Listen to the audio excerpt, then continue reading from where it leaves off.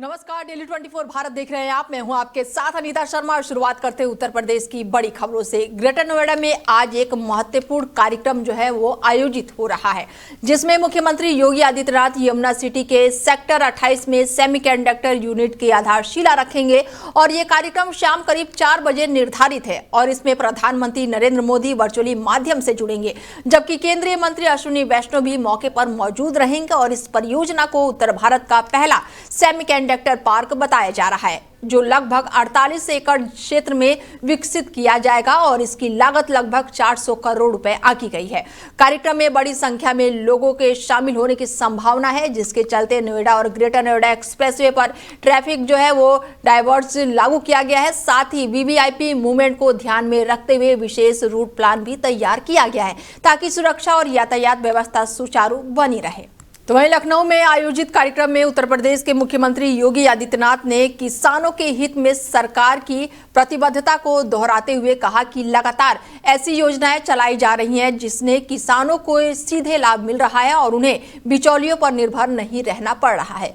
उन्होंने बताया कि किसानों के खाते में सीधे आर्थिक सहायता पहुंचाई जा रही है और प्राकृतिक आपदाओं के दौरान हुए नुकसान की भरपाई भी तेजी से की जा रही है और इसी संख्या में 16 जून 2025 को 11,690 किसानों और उनके परिवारों को 5,061 करोड़ रुपए की धनराशि भी वितरित की गई है, जबकि कुल मिलाकर सैकड़ों करोड़ों रुपए की मदद किसानों को दी जा चुकी है। उन्होंने ये भी बताया कि आपदा प्रबंधन को मजबूत बनाने के लिए प्रदेश में बड़े स्तर पर काम किया जा रहा है। नरेंद्र मोदी की पहल के आगे बढ़ते हुए राज्य के 25 जनपदों में लगभग 39,000 युवाओं को प्रशिक्षण भी किया गया है, जिसमें एनसीसी, एनएसएस और नेहरू युवा केंद्र संगठन और भारत स्काउट एंड गाइड्स का भी स्वयंसेवक शामिल है और ये सभी प्रशिक्षित युवा आपदा मित्र के रूप में कार्य करते हुए किसी भी आपदा स्थिति में तुरंत सहायता प्रदान करने में काफी सक्षम होंगे। होने के अवसर पर उन सभी परिवारों के प्रति मैं अपनी संवेदना व्यक्त करते हुए उन्हें इस बात के लिए आश्वस्त करता हूं कि सरकार हमेशा उनके साथ में है और उनको हर संभव सहयोग करने के लिए हमेशा उनके साथ तैयार रहेगी। इससे पहले भी हम लोगों ने 16 जून 2025 को 11,690 किसान या उनके आश्रित परिवारों को 561 करोड़ 86 लाख रुपए की धनराशि वितरित की थी और आज ये सभी परिवार उससे आच्छादित हो रहे हैं और मैं सभी जिलाधिकारियों से इस बारे में कहूंगा कि वे ससमय प्रयास हो कि आज या कल तक ये पैसा सभी उन आश्रित परिवारों को या उन किसानों के खाते में ये पैसा हर हाल में पहुंच जाए। ये सभी 75 जनपदों के जिलाधिकारी सुनिश्चित करेंगे। प्रदेश के अंदर आपदा प्रबंधन में जो फर्स्ट रिस्पॉन्डर होता है वह आपदा मित्र हो सकता है और आदरणीय प्रधानमंत्री जी ने देश के लिए एक बड़े अभियान को हाथ में लिया है आपदा मित्र के रूप में और मुझे इस बारे में बताते हुए प्रसन्नता है कि उत्तर प्रदेश ने आदरणीय प्रधानमंत्री जी की इस पहल को आगे बढ़ाने का काम किया है। खासतौर पर 25 जनपदों में 29,772 युवा स्वयंसेवक, जिनमें NCC, NSS, NYKS, Bharat scout and guide को प्रशिक्षित करके उनके साथ हम लोगों ने आपदा मित्र प्रबंधन से जुड़े हुए सभी प्रकार के कार्यक्रमों को आगे बढ़ाया है। तो वहीं लखनऊ में अयोध्या जिले के मिल्कीपुर विधानसभा क्षेत्र से विधायक चंद्रभानु पासवान ने मुख्यमंत्री योगी आदित्यनाथ से शिष्टाचार मुलाकात की है और इस दौरान उन्होंने अपने विधानसभा क्षेत्र से जुड़े विभिन्न कार्य, विकास और जन समस्याओं का विस्तार से रखा है। मुलाकात में क्षेत्र की आधारभूत सुविधाओं, सड़क, शिक्षा, स्वास्थ्य और अन्य योजनाओं को लेकर चर्चा हुई है।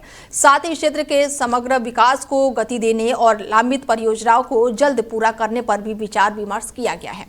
मुख्यमंत्री ने समस्याओं को गंभीरता से सुनते हुए संबंधित अधिकारियों को आवश्यक दिशा निर्देश देने का भी आश्वासन दिया है, ताकि क्षेत्र में विकास कार्यों को और भी प्रभावी ढंग से आगे बढ़ाया जा सके। तो वहीं फतेहपुर क्षेत्र में भीषण सड़क हादसे का मामला सामने आया है, जिसमें दो बाइकों की आमने सामने जोरदार टक्कर हो गई है। टक्कर इतनी जोरदार थी कि वाहनों पर सवार 4 लोगों की मौके पर ही दर्दनाक मौत हो गई। बताया जा रहा है कि किसी भी सवार ने हेलमेट जो है वो नहीं पहना था, जिससे चोट और भी गंभीर हो गई है।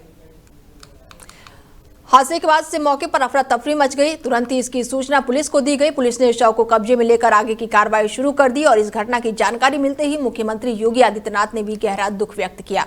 शोक संवेदनाएं परिवार के प्रति प्रकट की है। उन्होंने अधिकारियों को तत्काल ही मौके पर पहुंचकर राहत और बचाव कार्य तेज करने और प्रभावित परिवारों को हर संभव सहायता उपलब्ध कराने के भी निर्देश दिए हैं। साथ ही इस तरह की घटनाओं को रोकने के लिए सड़क सुरक्षा नियमों का कड़ाई से पालन सुनिश्चित करने के लिए भी जोर दिया गया है। तो वहीं झांसी में आज समाजवादी पार्टी के राष्ट्रीय अध्यक्ष अखिलेश यादव का दौरा प्रस्तावित है, जिसे लेकर कार्यकर्ताओं में खासा उत्साह देखने को मिल रहा है। निर्धारित कार्यक्रम के अनुसार वो सड़क मार्ग से कुछ ही देर में झांसी पहुंचेंगे, जहां पहुंचने के बाद वो सबसे पहले पूर्व जिलाध्यक्ष महेश कश्यप के आवास पर जाएंगे, जहां पर संगठन से जुड़े पदाधिकारियों और कार्यकर्ताओं से मुलाकात करेंगे और इसके अलावा उनके अन्य कई कार्यक्रमों में भी शामिल होने की उम्मीद है, जिससे स्थानीय स्तर पर पार्टी गतिविधियों को मजबूती देने और कार्यकर्ताओं के साथ संवाद करना प्रमुख रहेगा और इस दौरे को संगठनात्मक दृष्टि से काफी महत्वपूर्ण माना जा रहा है। समाजवादी पार्टी के नेता शिवपाल यादव के बयान पर प्रतिक्रिया देते हुए उत्तर प्रदेश सरकार के मंत्री ओम प्रकाश राजभर ने साफ तौर पर कहा है कि प्रदेश सरकार कोई नया नियम लागू नहीं कर रही है, बल्कि वो केवल सर्वोच्च न्यायालय के पहले से जारी निर्देशों का पालन सुनिश्चित कर रही है। उन्होंने स्पष्ट किया है कि सुप्रीम कोर्ट ने रात के समय लाउड स्पीकर के उपयोग पर प्रतिबंध लगाने का आदेश पहले ही दे रखा है और उसी के अनुरूप प्रदेश में कार्रवाई की जा रही है।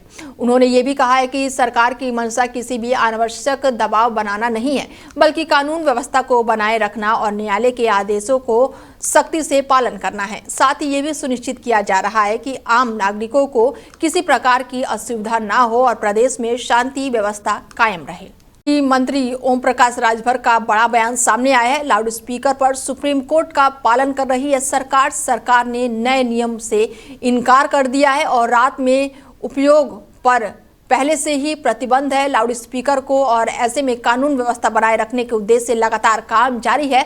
मंत्री ओम प्रकाश राजभर का बड़ा बयान सामने आया है। लाउड स्पीकर को लेकर ये बयान दिया है। सुप्रीम कोर्ट का आदेश का पालन हो रहा है। सरकार ने नए नियम से फिलहाल इनकार कर दिया है। रात में उपयोग होने पर प्रतिबंध है लाउड स्पीकर और ऐसे में कानून व्यवस्था बनाए रखने के उद्देश्य से ये आगे का काम किया जा रहा है। ओम प्रकाश राजभर का बड़ा बयान अब निकलकर सामने आया है।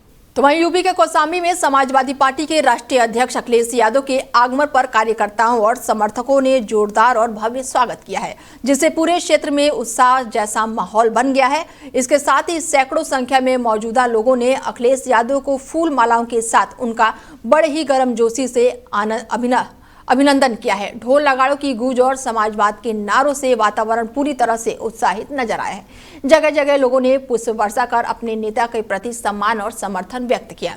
युवाओं में भी खासा जोश देखने को मिला और पूरा उत्साह के साथ कार्यक्रम में शामिल रहे। काफिले के गुजरने के दौरान मार्ग के कई जगहों पर स्वागत का विशेष तैयारियां भी की गई थी, जहां पर समर्थक लगातार फूल बरसाते हुए नारे लगाते हुए दिखाई दिए। पूरे इलाके में इस आयोजन ने एक बड़े राजनीतिक उत्सव का रूप ले लिया, जिसमें कार्यकर्ताओं को एकजुटता और ऊर्जा साफ तौर पर दिखाई दी। तो वहीं आजमगढ़ में भोजपुरी कलाकार पवन सिंह के नाम का दुरुपयोग करके एक बड़ी ठगी का मामला जो है वो सामने आया है, जिसने लोगों को हैरान कर दिया है। जानकारी के अनुसार शो आयोजित करने के नाम पर आरोपियों ने पीड़ित को ये विश्वास दिलाया कि वो पवन सिंह को कार्यक्रम में बुला सकते हैं और इसी बहाने करीब 14 लाख रुपए की रकम ऐंठ ली। बाद में जब इस संबंध में कलाकार की अधिकारी टीम से संपर्क किया गया तो उन्होंने किसी भी तरह की बुकिंग से साफ इनकार कर दिया, जिसे पूरे मामले का खुलासा हुआ। पीड़ित दिव्यांश सिंह ने घटना की शिकायत थाने में दर्ज कराई है। जांच के दौरान ये भी सामने आया है कि आरोपियों के मोबाइल फोन फिलहाल बंद है और वो फरार चल रहे हैं। पुलिस ने थाना क्षेत्रों में कई नामजद आरोपियों के खिलाफ मामला दर्ज कर लिया है और उनकी तलाश शुरू कर दी है। और इस घटना ने कलाकारों के नाम पर हो रही ठगी के मामले को लेकर लोगों को सतर्क रहने की जरूरत को भी उजागर किया है। वहीं कुशीनगर क्षेत्र में जमीन पैमाइश के दौरान उस समय तनावपूर्ण स्थिति उत्पन्न हो गई जब राजस्व टीम के साथ पहुंचे उपजिलाधिकारी को एक पक्ष के लोगों ने घेर लिया। बताया जा रहा है कि हबीबुल्ला और जगन के बीच लंबे समय से जमीन को लेकर विवाद चल रहा था और जिसे सुलझाने के लिए प्रशासनिक टीम पुलिस बल जो है वो मौके पर पहुंची और इसी दौरान बड़ी संख्या में महिलाएं, बच्चे और अन्य लोग लाठी डंडे और ईंट पत्थर लेकर विरोध करते हुए नजर आए। स्थिति इतनी बिगड़ गई कि पुलिस और स्थानीय लोगों के बीच तीखी झड़प हो गई, जिसका वीडियो सोशल मीडिया पर तेजी से वायरल हो रहा है। प्रशासनिक कार्य में बाधा डालने और कानून व्यवस्था प्रभावित करने के आरोप से पुलिस ने कार्रवाई करते हुए 7 महिलाओं समेत कुल 12 लोगों को हिरासत में लेकर जेल भेज दिया है। घटना के बाद से इलाके में तनाव का माहौल बना हुआ है और पूरे प्रशासन जो है इस घटना पर नजर बनाए हुए हैं। तो वहीं कुशीनगर जिले के पड़ौना नगर में उस समय अफरा तफरी मच गई जब एक प्लास्टिक के गोदाम में अचानक से ही भीषण आग लग गई और देखते ही देखते आग ने विकराल रूप धारण कर लिया। आग इतनी तेजी से फैली कि आसपास के इलाकों में घना धुआं फैल गया, जिससे पूरे इलाके में दहशत का माहौल बन गया। प्रारंभिक जानकारी के अनुसार शॉर्ट सर्किट से आग लगने का संभावित कारण माना जा रहा है। गोदाम में रखे प्लास्टिक के झाड़ू और अन्य ज्वलनशील सामानों ने आग को और भी भयंकर रूप में तब्दील कर दिया, जिससे लाखों रुपए के नुकसान की आशंका जताई जा रही है। सूचना मिलते ही फायर ब्रिगेड की टीम मौके पर पहुंची और कड़ी मशक्कत के बाद किसी तरह आग पर काबू पाया गया। राहत की बात यह रही कि घटनास्थल के पास ही पेट्रोल पंप होने के बावजूद आग वहां तक नहीं पहुंची, वरना स्थिति और भी भयावह हो सकती थी। फिलहाल प्रशासन पूरे मामले की जांच में जुटा हुआ है और नुकसान का आकलन किया जा रहा है। वहीं लखनऊ के क्षेत्र में साधु की हत्या की घटना सामने आने के बाद से पूरे इलाके में सनसनी और दहशत का माहौल बन गया है। घटना की सूचना मिलते ही पुलिस जो है वो तुरंत घटनास्थल पर पहुंची है और निरीक्षण कर जांच प्रक्रिया शुरू कर दी है। शुरुआती जांच में कई अहम सुराग जुटाए जा रहे हैं और मामले की गंभीरता से भी लिया गया है। पुलिस टीम ने इस मामले में 3 संदिग्ध व्यक्तियों को हिरासत में लेकर उनसे गहनता से पूछताछ कर रही है ताकि हत्या के पीछे की वजह और घटना का खुलासा हो सके। फिलहाल पुलिस हर पहलू को ध्यान में रखते हुए जांच कर रही है और जल्द ही मामले का पर्दाफाश करने की बात भी कही जा रही है। तो वहीं ललितपुर से मामला सामने आया है, जहां पर एक शादी समारोह के दौरान उस समय स्थिति तनावपूर्ण हो गई जब शराब पीने को लेकर विवाद खड़ा हो गया। बताया जा रहा है कि शादी में शामिल होने कुछ लोग आए हुए थे और इस दौरान शराब का वो सेवन कर रहे थे, जिसे देखकर आसपास के स्थानीय लोगों ने इसका विरोध किया और उन्हें ऐसा करने से मना किया और इसी बात को लेकर दोनों पक्षों के बीच कहासुनी हुई, जो देखते ही देखते बढ़कर हिंसक झड़प में तब्दील हो गई। स्थिति इतनी बिगड़ गई कि दोनों ओर से लात घूंसे और लाठियों का इस्तेमाल होने लगा, जिससे मौके पर अफरा तफरी का माहौल बन गया और इस पूरी घटना का वीडियो भी किसी ने बनाकर सोशल मीडिया पर वायरल कर दिया, जिससे मामला और भी ज्यादा चर्चाओं में आ गया। सूचना मिलते ही पुलिस जो है तुरंत मौके पर पहुंची है और जांच पड़ताल शुरू कर दी है। फिलहाल पुलिस संबंधित लोगों की पहचान कर रही है और आगे की कार्रवाई में जुटी हुई है। यूपी के संभल जनपद में एक दर्दनाक और सनसनीखेज घटना सामने आई है, जहां पर एक फाइबर लाइन बिछाने का काम कर रहे एक मजदूर की बेरहमी से हत्या कर दी गई।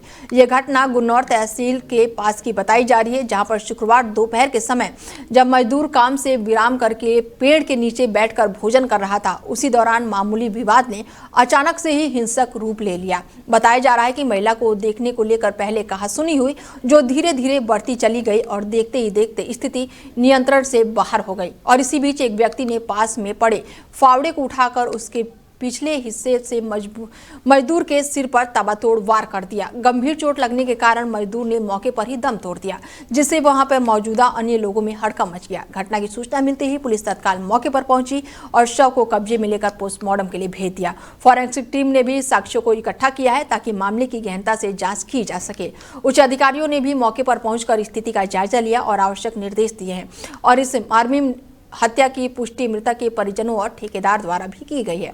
पुलिस ने आरोपियों को गिरफ्तार कर लिया है और उनके खिलाफ आगे की कार्रवाई की जा रही है। देखिए, अभी आज 12:30 बजे के करीब थाना जूनाबाई क्षेत्र में ऐसी सूचना प्राप्त हुई है कि ये गंगा जी का जो बंधा है ग्राम मिट्ठनपुर के पास, वहाँ एक व्यक्ति की फावड़े से हत्या कर दी गई है, जिस पर स्थानीय पुलिस ने मौके पर पहुंचकर इसका पंचायतनामा और की कार्रवाई अभी कराई जा रही है।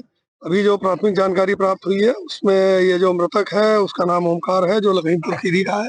ये लेबर का काम करता है और इसकी जो सूचना दी गई थी वो कुलदीप नाम का व्यक्ति, जो इसका जीजा लगता है मृतक का, उसके द्वारा प्रदान की गई थी।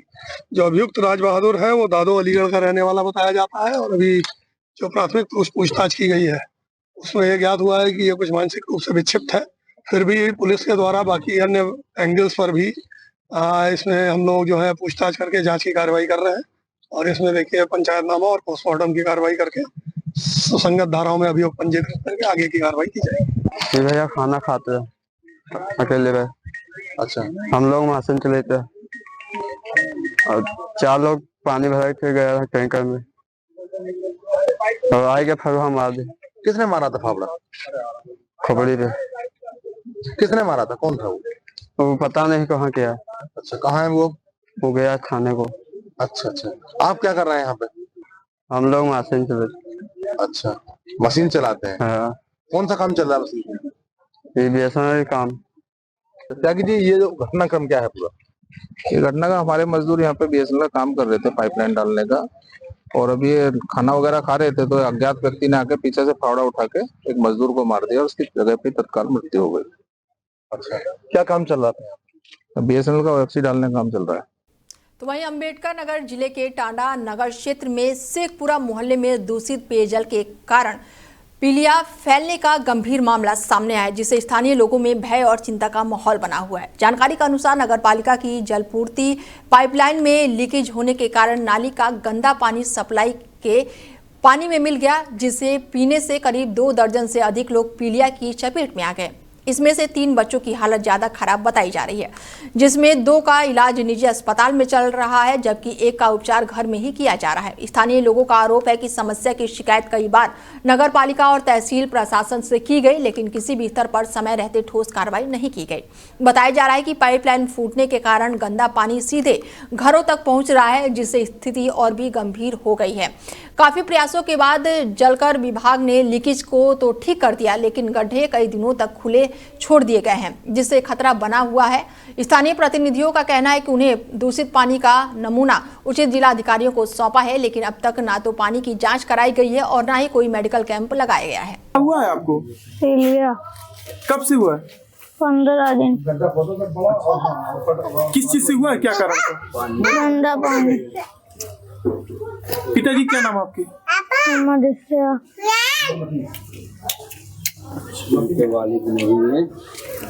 किस क्लास पढ़ती बेटा? से ऊपर हो गई है। उधर हुए इसको जो है 4 दिन 5 दिन हो गया है, लेकिन जब इसके बारे में ये पता ही चला है ना कि मतलब जो पानी का जो जनरल पाइप है, एक जो सरकारी जो नया लगा है वो ऊपर से चल रहा है और जो मेन सप्लाई पाइप है उसमें से ना वो क्या बोलते हैं कि छेद था, जिसके लीकेज की वजह से उसमें पानी जा रहा था गटर का। कहाँ पे? ये सामने यही है, आप इधर दिखा सकते हैं, बगल में ये अंदर नीचे है। कहाँ पे पानी जा रहा था? ये जनरल पाइप में, सप्लाई में। क्या कोई बीमार हुआ है आसपास में? बिल्कुल बीमार है। तब अभी हमारे मामू के एक लड़का है, देखिए जाके अंदर 1 हफ्ते से वो परेशान है, पीलिया से परेशान है, रोज ग्लूकोज चढ़ रहा है, ये चढ़ रहा है। अभी हमारे 2 बच्चे थे, खांसी बुखार से परेशान है, हम खुद परेशान थे 3 दिन 4 दिन। कि भारत सरकार, उत्तर प्रदेश सरकार द्वारा एक योजना जल जीवन मिशन के तहत हर जिले में, हर नगर पालिका में, नगर पंचायत में कार्य कराने के लिए और पेयजल शुद्ध देने के लिए आम जनता को जो है योजना आई थी।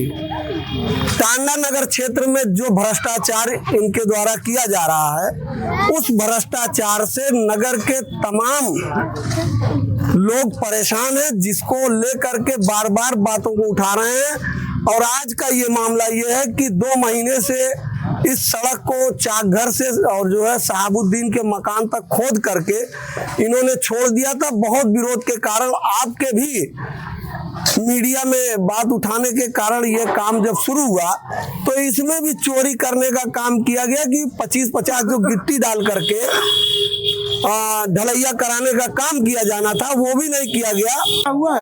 वहीं अलीगढ़ में यूपी बोर्ड परीक्षा के दौरान एक गंभीर विवाद जो है वो सामने आया है, जिसने परीक्षा व्यवस्था पर सवाल खड़े कर दिए हैं। जानकारी के अनुसार एक छात्र जो है परीक्षा देने के लिए कॉलेज पहुंचा था, जहां पर प्रवेश द्वार पर उसे मोबाइल जमा करने के लिए कहा गया और इसी दौरान विवाद की स्थिति बन गई और छात्र का आरोप है कि मोबाइल जमा करने के दौरान वहां पर मौजूदा स्टाफ ने उसके साथ मारपीट की। छात्र और उसके परिजनों का कहना है कि उसे बेल्ट और डंडों से बेरहमी से पीटा गया है, जिससे वो घायल हो गया। बताया जा रहा है कि छात्र दूसरी पाली में परीक्षा देने पहुंचा था और घटना के बाद से छात्र के भाई ने संबंधित थाने में लिखित शिकायत दर्ज कराई है और कॉलेज स्टाफ के खिलाफ कार्रवाई की मांग की है।